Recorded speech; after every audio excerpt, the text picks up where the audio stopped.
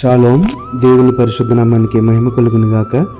మన ప్రభువును రక్షకుడైన యేసుక్రీస్తు యెహోవా మెస్సీయ నామములో ఆత్మీయులైన దేవుని బిడ్డలను మీ అందరికీ నా హృదయపూర్వక వందనాలు, ఉదయకాలపు శుభాలు తెలియజేస్తున్నాను. అపోస్తలుడైన పౌలు గలతీయులకు రాసిన పత్రిక 3వ అధ్యాయము 8వ వచనం ద్వారా తండ్రి దేవుడు ఒక చక్కని మాటని రోజు మనకు నేర్పిస్తున్నాడు. గలతీయులకు రాసిన పత్రిక 3వ అధ్యాయం 8వ వచనం, దేవుడు విశ్వాస మూలముగా అన్యజనులను నీతిమంతులుగా తీర్చునని లేఖనం ముందుగా చూచి నీయందు అన్యజనులందరూ ఆశీర్వదించబడుదురు అని అబ్రహాములకు సువార్తను ముందుగా ప్రకటించను. అబ్రహాముతో దేవుడు చెప్పిన మాటను ఈరోజు మనము చూడగలుగుతున్నాం. నీయందు అన్యజనులందరూ ఆశీర్వదించబడుదురు, నీయందు అన్యజనులందరూ ఆశీర్వదించబడుదురు. ఏమి చూచి అంటే ఆ పై వచనంలో ఉంది, దేవుడు విశ్వాస మూలముగా అన్యజనులను నీతిమంతులుగా తీర్చును. దేవుడు విశ్వాస మూలముగా అంటే దేవుని ఎరిగిన వాడు దేవుని తెలుసుకున్న కారణం ఏంటంటే విశ్వాసము. ఆయన ఆ యొక్క నిత్యరాజ్యానికి మనలను వారసులుగా చేస్తాడు. ఆయన యందు విశ్వాసం ఉంచి జీవిస్తే గనక, ఆయన చిత్తమునకు ఒప్పుకుంటే గనక, ఆయన చూపించిన ఆజ్ఞల మార్గం నడిస్తే గనక మనం ఎక్కడికంటే నిత్యరాజ్యానికి వారసులు అవుతాము. ఆ యొక్క విశ్వాసమే మనల్ని నీతిమంతులుగా మారుస్తుంది. అయితే మరి అపోస్తలుడైన పౌలు రోమీయులకు రాసిన పత్రిక 4వ అధ్యాయము 3వ వచనంలో చూస్తే లేఖనం ఏమి చెప్పుచున్నది? అబ్రహాము దేవుని నమ్మెను, అది అతనికి నీతిగా ఎంచబడిన. దేవుని నామమునకు మహిమ కలుగును గాక. ఆయన యొక్క విశ్వాసమే ఆయన నీతి. దేవుని యందలి ఆయన యొక్క విశ్వాసమే, ఆయన దేవుని నమ్మిన ఆ యొక్క విశ్వాసపు రీతే ఆయన నీతిగా ఎంచబడిను. అబ్రహాము దేవుని నమ్మినది అతనికి నీతిగా ఎంచబడిను. ఇది లేఖనం చెప్తున్నమాట. దాన్ని ఆ పై వచనంలో నీ యందు అన్యజనులందరూ ఆశీర్వదించబడుదురు.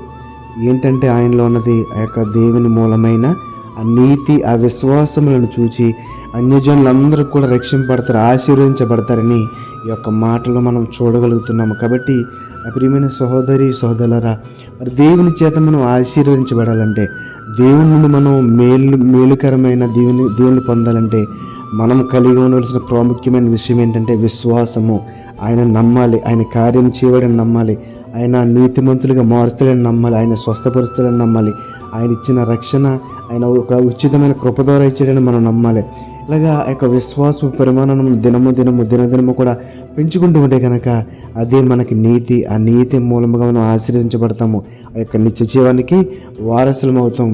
ఆది కాండము 22వ అధ్యాయము 18వ వచనం చూస్తే కనుక, మరియు నీవు నా మాట వినునందున భూలోకంలోని జనములన్నీ నీ సంతానం వలన ఆశీర్వదించబడును. ఏంటండి? కేవలము ఆయన మాట వినటం వల్ల, ఆయన మాటకు లోబట్టడం వల్ల అబ్రహాము ఎంత గొప్పగా ఆశీర్వదించబడ్డాడు. అబ్రహామే కాదు, ఆయన జనాంగమంతా కూడా, ఆయన సంతానం అంతా కూడా ఆశీర్వదించబడినట్లుగా మనం చూడగలుగుతున్నాం. మరియు నీవు నా మాట వినినందున భూలోకంలోని జలములన్నీ నీ సంతానము వలన ఆశీర్వదించబడును. కేవలము అబ్రహాం చేసిన మాట. అబ్రహామా, ఇక్కడ నుంచి అక్కడికి వెళ్ళు, అండ్ వేరే దేశానికి ఆయన వెళ్ళమని చెప్పినప్పుడు ఎందుకు వెళ్ళాలి ప్రభువా? నా బంధువులు ఉన్నారు, నా స్నేహితులు ఉన్నాయి, నా ప్రాపర్టీ అంతా ఇక్కడ, ఆస్తిపాస్తులు ఇక్కడే ఉన్నాయి, అన్ని ఎలాగెళ్ళి అన్నాడండి? లేదు, ఆయన చెప్పాడు, ఈయన వెళ్ళాడు. కేవలము ఆయన చెప్పిన ఈ ఒక్క విషయంలో కాదు, అనేక విషయాలు ఆయన ఏం చెప్తే తూచా తప్పకుండా పాటించాడు. దేవుని యొక్క ఆశీర్వాదానికి అర్హుడయ్యాడు. ఆయన పొందిన యొక్క ఆశీర్వాదము ఆయన సంతానంలో ఉన్న భూలోకంలోని ప్రజలందరికీ కూడా వచ్చింది, భూలోకంలోని ప్రజలుగా. కాబట్టి నా ప్రియమైన సహోదరుల, ఒకవేళ మనం విశ్వాస మూలంగా నీతి మూలముగా ఆయన చేత ఆశీర్వదించబడితే మన యొక్క ఆశీర్వాదము మనకే కాదు ప్రియులారా, అనేక మందికి మాదిరికరంగా ఉంటుంది. ఈ బిడ్డ, ఈ కుమారుడు దేవుని యందు విశ్వాసం గలవాడు, దేవుని యందు భయభక్తులు గలవాడు, అందుకే ఎంత ఆశీర్వించబడుతున్నాడు, అందుకే ఎంత మేలు పొందిన మనం కూడా ఇలాగా ఆశీర్వదించబడాలంటే దేవుని యందు విశ్వాసం కలిగి ఉండాలనే ఆ యొక్క మాదిరిని మనం అనేక మందికి చూపించగలుగుతాము. కాబట్టి నా ప్రియమైన సహోదరులారా, ఇక్కడ